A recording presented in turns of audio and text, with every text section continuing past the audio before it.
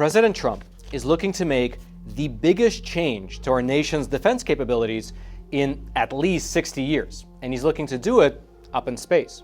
You see, after launching the Space Force as the official sixth branch of the U.S. military, as well as reestablishing the Space Command during his first term in office, well, now President Trump is looking to expand our space military capabilities to include hundreds or perhaps even thousands of satellites, each one equipped with heat-seeking missiles that can fire and destroy nuclear warheads directly over our enemy nations. Meaning, instead of waiting until a missile comes out of Russia, out of China, out of Iran, or out of North Korea, and it's on its way here, instead, this constellation of satellites, they can rain down missiles directly on any nation on Earth, destroying the nukes right then and right there.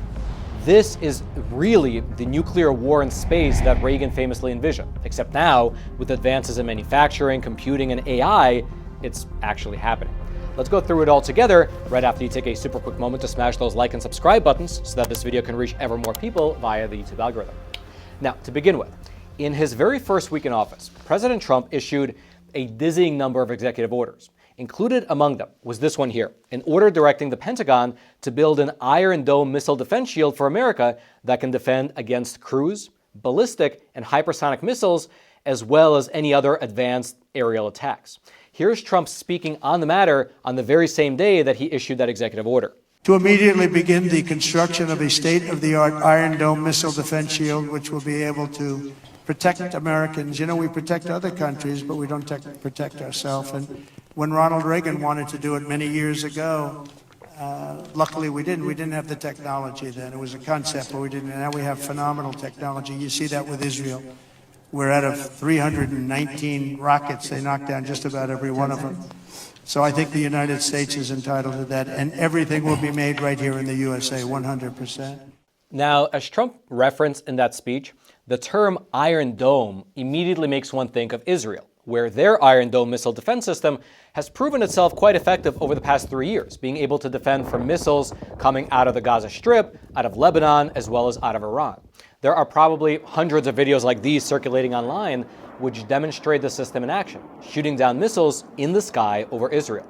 Now, the Iron Dome is perfectly suited for Israel in large part because of how small Israel is. For your reference, Israel is roughly the size of New Jersey, or to put it another way, Israel is 1/400th the size of the US. And so the Iron Dome is effective because, among other things, geographically there just isn't much to cover. However, what many people don't realize is that Israel's Iron Dome is only one aspect of their overall missile defense system. The Iron Dome is only meant to intercept volleys of relatively small rockets and mortars from coming in. For anything bigger like cruise missiles, enemy aircraft, unmanned aerial vehicles, and things like that, they have another system, a system that's called David's Sling. And then for even larger threats, like massive incoming ballistic missiles, Israel has what's known as the Arrow 2 and Arrow 3 anti-ballistic missile systems. When used in concert, these 4 different systems, they create a layered defensive shield, like concentric circles of defense, with each ring being protected by a different system. And it's exactly this type of layered system that President Trump wants to establish right here in the mainland US, which is great, although frankly, at least to me, it's a little surprising that we don't already have it, given the fact that Israel's Iron Dome, their David Sling, their Arrow 2, and their Arrow 3 systems, they were all either built by the US or built in conjunction with the US. Regardless, though, better late than never. We are about to get some defensive systems as well. Now, before we discuss what the US missile defense system might look like in the near future, let's briefly discuss its history and what it looks like in the present day. Back during the Cold War, both the US as well as the USSR were producing hundreds of nuclear-capable ICBMs, which are intercontinental ballistic missiles. And then, notably, alongside the nuclear-capable ICBMs, both sides were also producing these anti-ballistic missile systems, which were designed to intercept the other side's ICBMs. So they were building both attack as well as defense capabilities simultaneously. This was the famous Cold War arms race. Eventually, in 1972, both countries signed a treaty called the Anti-Ballistic Missile Treaty. And as its name suggests, The treaty, it limited the number of defensive systems that a country could employ, which ostensibly removed the need to develop more nuclear weapons. However, the treaty, it did not actually stop Russia from building more nukes. And so in 1983, President Ronald Reagan, he announced something called the Strategic Defense Initiative, which colloquially became known as Star Wars. It was an audacious program which intended to put interceptor missiles right up there in space, which could, theoretically at least, destroy ICBMs before they even reach the atmosphere. Here was President Reagan announcing the program all the way back in the early 80s. Let me share with you a vision of the future which offers hope. It is that we embark on a program to counter the awesome Soviet missile threat with measures that are defensive. Let us turn to the very strengths in technology that spawned our great industrial base and that have given us the quality of life we enjoy today. What if free people could live secure in the knowledge that their security did not rest upon the threat of instant U.S. retaliation to deter a Soviet attack, that we could intercept and destroy strategic ballistic missiles before they reached our own soil or that of our allies? I am directing a comprehensive and intensive effort to define a long-term research and development program to begin to achieve our ultimate goal of eliminating the threat posed by strategic nuclear missiles. Now, it's worth mentioning that in retrospect, many analysts, including I believe every single professor that I had in college, they say that Reagan's Star Wars program was just a bluff intended to bankrupt Russia. At the time, the USSR economy was already, you can say, in shambles, and so as they tried to keep up with America's Star Wars program, they just couldn't do it financially and essentially just wiped out. That's one take on the program. But if we look at the program at face value, it was actually brilliant.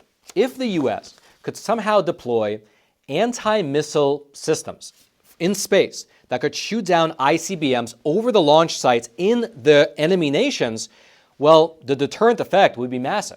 And Reagan's plan, all the way back in the 80s, it was looking to deploy hundreds of these interceptors in space, in satellites, alongside thousands of interceptors on the ground. Basically, it was a holistic system combining space and ground interceptors to cover America no matter what. All right, just to pause here for a super quick moment. Listen, it's obvious that the financial system is not looking too great. After being pumped up with trillions of virtually free government dollars for many, many years now, well, the stock bubble might actually burst in the near future. And in that process, unfortunately, it could take away the nest egg of anyone who happens to be exposed to it. And so consider taking this opportunity to diversify into something which is beyond the grasp of Washington, D.C. and Wall Street, physical gold and silver. And the best company to use, in my opinion, is the sponsor of today's episode, American Hartford Gold, who, I should mention, is also my own personal gold and silver bullion dealer. And besides myself, they have thousands of 5-star reviews from other Americans, and they also have an A+ rating with the Better Business Bureau. And working with them is rather simple. They have a huge selection of coins, bars, and rounds to choose from. They have super friendly staff who you can call, and they can set up either gold delivery directly to your doorstep, or they can even set you up in a gold IRA. And then lastly, best of all, if you tell them the Roman sent you, they will throw in a free gold coin with your first qualifying purchase. So give them a call. The number is 866-242-2352. That's 866-242-2352. Or you can simply text Roman to 65532. I'll also throw a link to their webpage. It'll be down there in the description box below. However, after the Soviet Union collapsed and the Cold War ended, the Strategic Defense Initiative, it lost its funding and it was never completed. Then, from the end of the Cold War in 1991 up until 2001, not much happened in the realm of U.S. missile defense. That was, of course, up until 9/11. In the aftermath of the terror attacks, President George W. Bush, he pulled the U.S. out of the Anti-Ballistic Missile Treaty and he established the ground-based mid-course missile defense system. And it's exactly this system, set up in the aftermath of 9/11 by President George W. Bush, that America still uses to this very day to protect the homeland from any missiles coming from enemy nations. Here's how it works. Let's say a country like China launches a ballistic missile headed for the U.S. mainland. That missile, it goes through 3 unique phases on its way here. First, as soon as that missile is launched, it has the booster phase. This is when the missile is climbing up into the sky. It has fire and smoke coming out of it as it climbs in altitude, and this is exactly the phase where the missile is detectable. if you don't detect the missile during this initial phase, well, you're pretty much out of luck. It's going to be like finding a needle in a haystack later. Regardless, after the missile launches up high enough, the missile reaches the mid-course phase. It enters suborbital spaceflight and it cruises the space above our atmosphere in an arc on its way to the target. It then eventually reaches the apogee, which is the highest point of its flight path, before the warhead re-enters the atmosphere and makes its final descent to the target. And depending on where exactly this missile is launched from, this whole process can take less than 30 minutes. And so what that means in practice is that our missile defense system, it requires us to, within a 30-minute span of time, detect the Chinese missile during the booster phase and then somehow shoot it down with our interceptors during the mid-course phase. Now, as you would imagine, that is not easy to do. Currently, the US military, it has several radar sensors located on sort of the west side of America in Hawaii and Alaska, as well as over in the UK, in Greenland, Japan, as well as in the Middle East. These different sensors, they provide early detection warnings for when a missile capable of reaching the US gets fired off somewhere in the world. They're, of course, specifically focused on the countries with nuclear capabilities, but they're monitoring the whole globe. Then, actually working alongside these different ground-based radar systems, there's also 2 space tracking surveillance system satellites that track missile launches.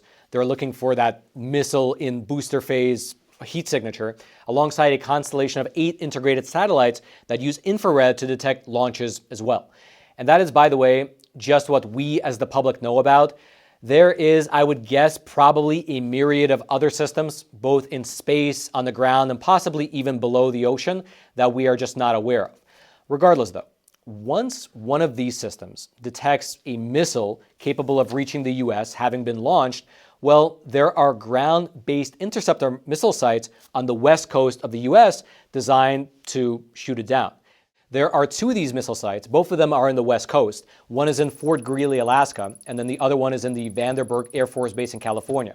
These interceptors, they basically have to shoot down these enemy missiles during the mid-course phase before the enemy missile reaches the apogee and begins its descent, which just by itself shows you how limited the system actually is. It's pretty much limited to the West Coast, facing China, Russia, and North Korea, and the whole system, it's only designed to protect the US from limited long-range ballistic missile attacks, meaning it can likely only handle a couple at a time. And it's also worth mentioning that the interceptor missiles are not 100% accurate. Now, how accurate they really are is kind of a secret, nobody knows it, but I've seen estimates as low as 50%, meaning that if we're lucky enough to learn about a missile when it actually launches, it's still not guaranteed that we're able to shoot it down.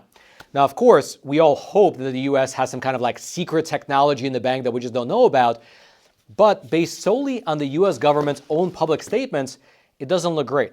For instance, in a 2022 report, you can see it up on your screen, well, the Pentagon wrote the following, quote, "The U.S. Homeland Ballistic Missile Defense Architecture centers on the GMD system, which is the mid-course defense system, whose capabilities provide the means to address ballistic missile threats from states like North Korea and Iran. Though the United States maintains the right to defend itself against attacks from any source, GMD is neither intended for nor capable of defeating the large and sophisticated ICBM air or sea-launched ballistic missile threats from Russia and China. The United States relies on strategic deterrence to address those threats." Now, that is not good to hear. Our current system, it can potentially protect us from North Korea and Iran, but not from China and Russia. For those two, instead of having a missile defense system that can protect the U.S. homeland, we instead have to solely rely on the idea of mutually assured destruction through our second strike capability. You strike us, and we'll strike you back, potentially even twice as hard. Which is, of course, that's better than nothing, but obviously it's not the ideal, especially as you have China building more and more ICBMs capable of reaching the US mainland, which is, of course, on top of Russia and their massive stockpile of Soviet-era nuclear warheads. And so all that is the background for Trump's new plan to develop the Golden Dome National Defense Strategy. Now, in terms of what this might look like as it gets implemented, well, let's unpack Trump's executive order as well as what the Department of Defense is doing as a response to that order. Up on your screen right now is the executive order issued by President Trump. It's titled the Iron Dome for America, And at its essence, what it does is that it lays out a list of deliverables that Pete Hegseth, as the new Secretary of Defense, must provide Trump within the next 60 days. Quote, "Within 60 days of the date of this order, the Secretary of Defense shall submit to the President a reference architecture, capabilities-based requirements, and an implementation plan for the next generation missile defense shield. The architecture shall include, at a minimum, plans for," and then he goes on to list 8 different criteria, such as systems that'll defend against next-gen missiles, a secure supply chain for all the different component parts of the system, and most notably, a plan for deploying space-based interceptors capable of intercepting incoming missiles during the boost phase, meaning space-based missiles that can destroy enemy missiles during the initial phase of launch. No longer will we have to allow missiles to reach high altitude on the way over here. Instead, satellites flying over Russia and China would, in theory, be able to destroy those enemy ICBMs right there in their home countries. Essentially, what this looks like in practice is that the U.S. would have hundreds or perhaps even thousands of satellites up in orbit, with each one of them having interceptor heat-seeking missiles on board. And then, if any one of these satellites sees an enemy nation launching a missile that could potentially reach the U.S., they would just shoot it down directly. This is precisely what Reagan tried to do 40 or 50 years ago with the Star Wars program, which is a point that Trump actually mentioned during that recent speech that he gave to the joint session of Congress. Take a listen. As Commander-in-Chief, my focus is on building the most powerful military of the future. As a first step, I'm asking Congress to fund a state-of-the-art Golden Dome missile defense shield to protect our homeland, all made in the USA. And Ronald Reagan wanted to do it long ago, but the technology just wasn't there, not even close. But now we have the technology. It's incredible, actually. And other places, they have it. Israel has it. Other places have it. And the United States should have it, too. Now, since Trump's executive order was issued, the Department of Defense has been racing to put the proposal together before the end of March. And actually, to that end, this right here is the Missile Defense Agency. It sits underneath the Department of Defense and probably, in my opinion, has one of the coolest logos in all of government. I mean, kudos to whoever designed that. The Missile Defense Agency, it's basically the R&D component within the Pentagon responsible for integrated missile defense systems. And following the executive order from Trump, they put out multiple vendor requests urging defense contractors to submit their concept of a new American Iron Dome defense system. Now, their request, it lays out a fairly tight window. Basically, any company looking to get this contract, they must submit their plan for an Iron Dome defense system that can get rolled out by next year, meaning 2026, and then be fully implemented within 5 years, by the year 2030. And so let's see what ideas come out of this. The report from the Pentagon regarding this new program, it's due 60 days after Trump's executive order, meaning Trump's executive order was issued on January 28th, and so the Pentagon plan is due by the end of March, roughly March 28th, but then we'll see when it's actually going to be made public. Once it's made public, we can get an idea of the type of space architecture we'll be building in the near future to keep America's homeland safe. Basically, what type of constellation of missile-equipped satellites we'll be building. But let me ask you, it's not going to be cheap to build up something called the Golden Dome defense system. I mean, it literally has the word gold in its name. And of course, launching hundreds or thousands of missile-equipped satellites could easily run into the hundreds of billions of dollars, if not literally the trillions of dollars. And so amidst the national debt crisis we're currently facing, and all the work that DOGE is doing to cut government spending, do you agree with this initiative? Do you think that the cost is justified if it's able to actually secure the American homeland from possible attacks? Or do you think that the price tag that's going to go along with this will be astronomical and beyond what we can spend? Or perhaps another question, do you think the astronomical price tag is the point? Sort of like what my professors told me the point of Ronald Reagan's Space Wars was just to bankrupt the USSR. Is this program, maybe the true ostensible purpose of the program would be to bankrupt China and Russia? Is that even possible? I don't know. Leave your thoughts in the comment section below. I'd love to know what you think. And then lastly, If you'd like access to all my research notes, I'll throw all the links down into the description box below if you're the type of person that likes to dig into the weeds. And all I ask in return is that if you haven't already, as you're making your way down there to the description box, take a super short detour to smash those like and subscribe buttons so that this important information can reach ever more people via the YouTube algorithm. And then until next time, I'm your host, Roman from the Epoch Times. Stay informed, and most importantly, stay free.